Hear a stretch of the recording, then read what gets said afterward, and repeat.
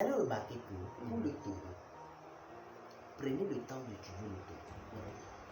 Vous prenez le temps d'étudier l'économie du taureau. Vous prenez le temps d'étudier le comportement des Africains. Et vous allez savoir maintenant, et on va parler. Si vous prenez le temps d'étudier ça, vous allez bien vous connaître.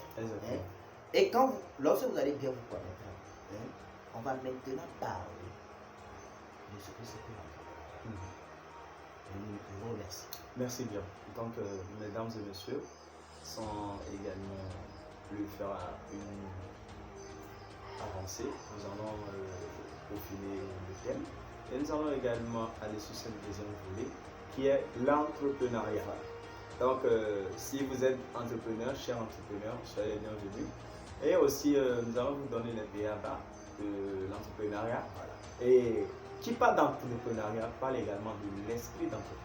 Voilà. Nous allons débattre sur ça afin que nous puissions comprendre comment entreprendre. Parce que toute cette vie, depuis notre enfance, nous sommes des entrepreneurs.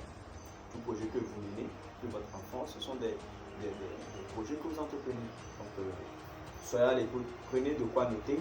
Parce que l'entrepreneuriat, c'est la seule activité qui va vous permettre de pouvoir vous démarquer, de pouvoir avoir l'autonomie financière, de pouvoir également être une personne responsable et également avoir un héritage à léguer à vos enfants. Voilà. Parce que beaucoup sont ces personnes qui ont fait plus de 30 ans de service. Je ne parle pas de n'importe quel service, du service étatique, mais qui n'ont fait aucune réalisation. Malgré leur paie, les prêts qu'ils ont fait et tout, ils n'ont fait aucune zéro réalisation. Mais si on prend actuellement un entrepreneur, si vous le posez comme question, jusque là, vous venez de faire 10 ans, mais 5 ans, quels sont les biens, ou bien qu'est-ce que vous avez réalisé? Il va vous montrer de grandes choses et vous serez ébahi, tout simplement parce qu'il a compris quelque chose de la vie, il a compris quelque chose de la société, la société dans laquelle nous sommes.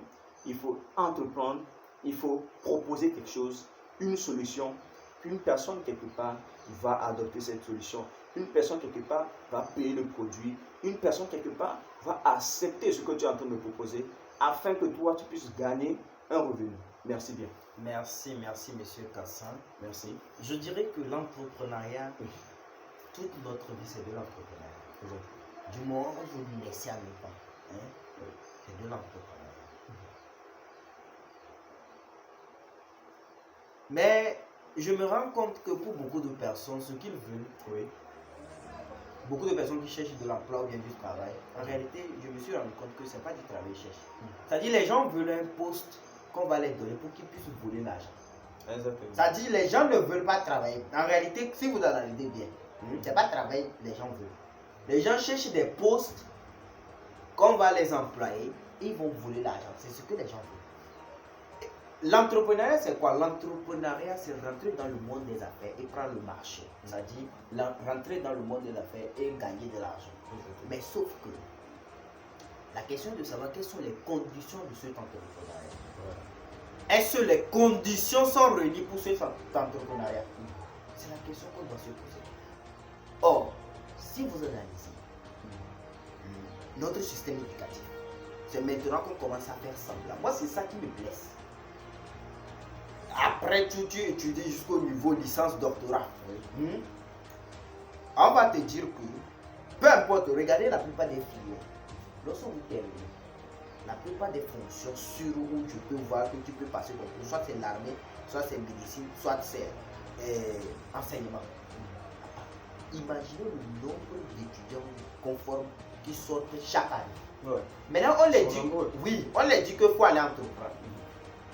Si nous partons du principe selon lequel, la vie, toute notre vie, c'est de l'entrepreneuriat. C'est après ta licence, on va venir maintenant te dire que mon frère, c'est maintenant que tu veux commencer à comprendre. Regarde le temps que tu as perdu. Maintenant, quand tu veux commencer à cette époque, tu trouves pour l'argent. Maintenant, ce que moi je dis à la majorité des personnes, pour faire de l'entrepreneuriat, lorsque vous connaissez comme vous venez de le dire, c'est d'établir une culture de votre entreprise. Établir une culture de votre propre personne. Établir une idéologie. Ces 3 éléments cumulatifs vont vous donner la possibilité d'atteindre votre objectif. Mais en établissant ça, on tient compte des réalités du pays. On tient compte de l'économie, on tient compte de la politique, on tient compte de l'époque, on tient compte de la population. À moins que vous voulez faire quelque chose de petit, réfléchir à votre petite personne. Ça, c'est différent. Je ne sais pas si vous voyez. Ça fait que lorsque vous analysez, que ce soit la culture de votre entreprise, et il y a une culture de votre propre personne. C'est-à-dire, quand je parle de culture, ce sont des valeurs. Des valeurs de votre propre personne. Si vous voulez créer une entreprise qui va manipuler les gens, ils disent comme ça. Si vous voulez créer une entreprise pour assujettir les gens, ils disent comme ça. Ils disent pas de problème. Maintenant, si vous voulez créer une entreprise pour aider les gens, pour permettre aux gens de s'épanouir, la question est de savoir si dans quel secteur d'activité on va investir, n'est-ce pas? Or, les gens doivent manger, les gens doivent s'habiller, les gens doivent se nourrir, et les gens doivent être en bonne santé, les gens doivent se déplacer, les gens doivent avoir de la connaissance, c'est-à-dire l'éducation. Mais quelle éducation? Je ne sais pas si vous comprenez. Si nous prenons le cas de l'alimentation, ou bien de l'agriculture, regardez très bien le comportement. Tout ce que nous faisons, tout ce que nous mangeons, tout est important. Même quand quelqu'un dit qu'il veut faire de l'entrepreneuriat, analysez très bien tout ce qu'il fait, soit c'est importer les choses. Ça dit quand on te qualifie de quelqu'un de haut niveau, ça dit quelqu'un qui fait, si vous dites que vous faites du commerce, si vous n'importez pas les trucs en gros, des trucs, des conteneurs, des trucs, mon frère, c'est pas l'entrepreneur, il faut arrêter de faire de la politique, de l'entrepreneuriat. Si vous n'êtes pas un grossiste, vous n'êtes pas un entrepreneur. Si vous dites que vous êtes dans le secteur de la BTP, si vous ne prenez pas des grands marchés, des trucs pour construire des hôtels, des grands trucs, mon frère, ou bien des écoles, ça c'est pas de l'entrepreneuriat, c'est de la comédie. Si vous allez dire que j'ouvre Wi-Fi, c'est la tendance aujourd'hui, le Wi-Fi. Les Wi-Fi là, ça donne la possibilité aux gens d'être paresseux. C'est pour cela la dernière fois ils ont dit que ça m'a plu. Pourquoi? Parce que quelqu'un dit il a ouvert, il ouvre Wi-Fi et il fait aussi de l'entrepreneuriat. Il passe tout son temps à regarder des bêtises sur les réseaux sociaux.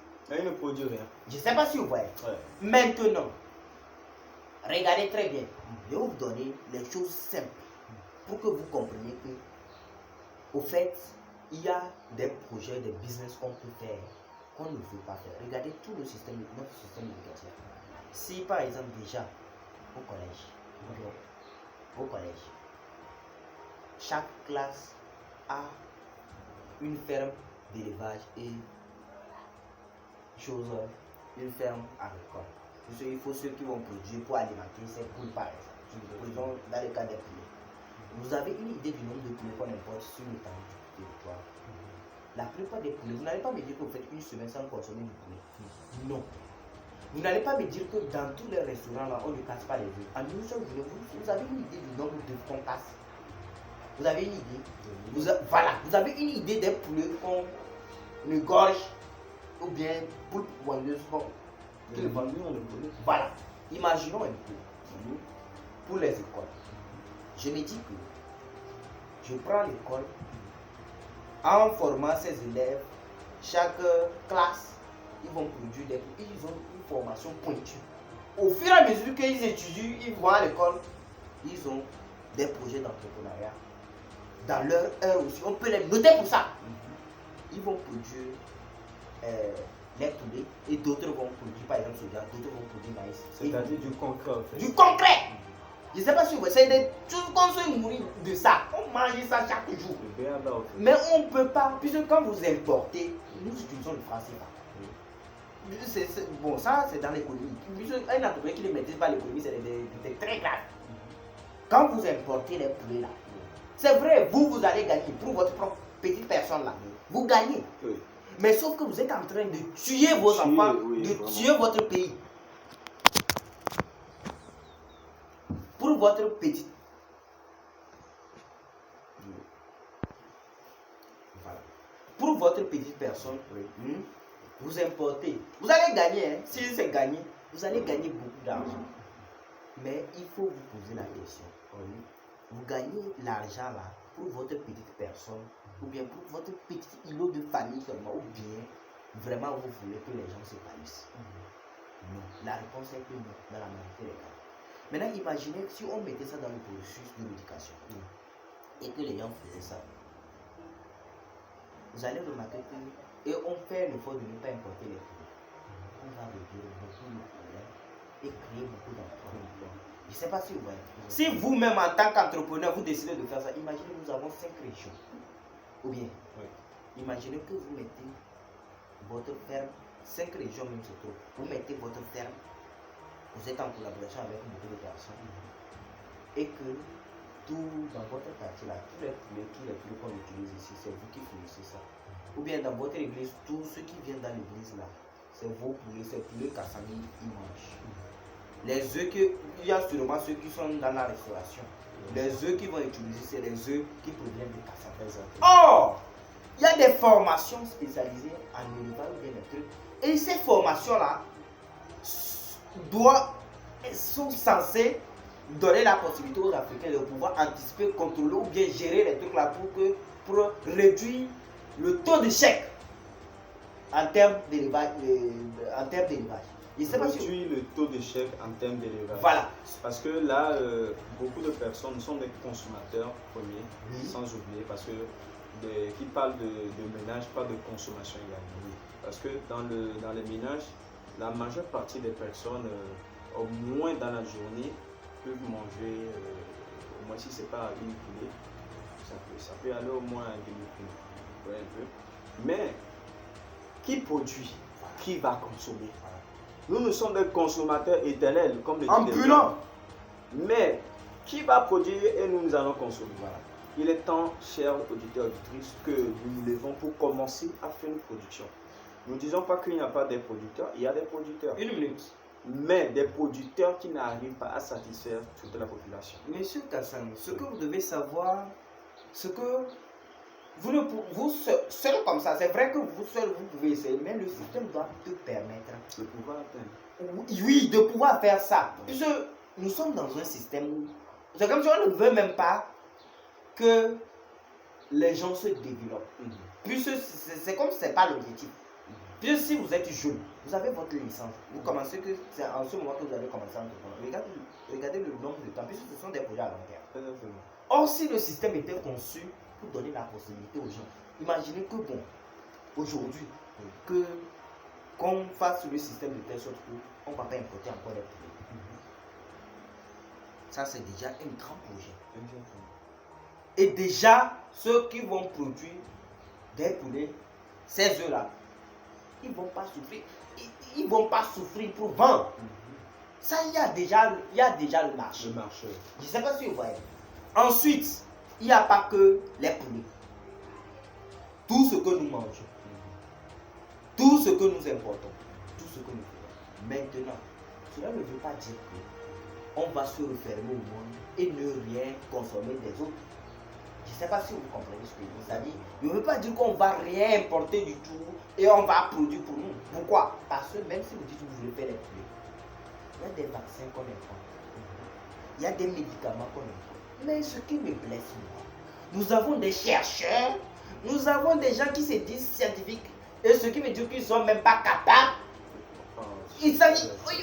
On a besoin de refaire tout. Ça dit tout à refaire, tout. C'est comme un jeune TikToker que je salue du passage, il dit la politique c'est à refaire, l'éducation c'est à refaire. Tout est à refaire. L'agriculture c'est à refaire. Tout est à refaire. Parce que regardez, si je vous assure, regardez par exemple, vous avez une idée du nombre de mosquées au Togo, vous avez une idée du nombre d'églises au Togo. Imaginez que ces églises, on les transformer en fermes d'élevage. Que bon, tous ceux qui sont dans l'église, on va les employer, tout le monde va travailler dans la ferme et on va les payer. Ça dit, vous êtes payé, hein. Puisque si vous arrivez à couvrir votre pays, vous pouvez exporter. Exactement. Je ne sais pas si vous voyez. Ça dit, et votre pays va évoluer. Puisque imaginez tous ces mauvais, tous ces églises, tous ceux qui sont dedans, même si tu souffres, tu as un plan. C'est-à-dire, tu ne vas pas dire que tu vas aller voler, puisque c'est dans un système où on a conçu pour permettre aux gens de s'épanouir. Mais si vous êtes dans un système où on construit, on fait de telle sorte que les gens deviennent des voleurs, et ça dit, les gens ne veulent même pas travailler, les gens ne cherchent même pas emploi. Leur objectif, c'est qu'on les donne des emplois pour manipuler les gens, pour voler les gens. Vous convenez avec moi que on ne peut pas réussir dans ce genre de choses. Et notez ceci, quand vous êtes entrepreneur, lorsque vous vous dites que vous êtes entrepreneur, il y a 3 types de business. Dans un pays, même quand on émet l'idéologie, on émet une vision, tu es côté de ça. Et ces 3 types de business, c'est un business qui génère de l'argent tous les jours, un business qui génère de l'argent sous forme cyclique, un business qui génère de l'argent sous forme actif ou passif, c'est-à-dire même si vous ne travaillez pas, l'argent rentre. Par exemple, d'un business qui génère de l'argent tous les jours, par exemple, supposons que j'ouvre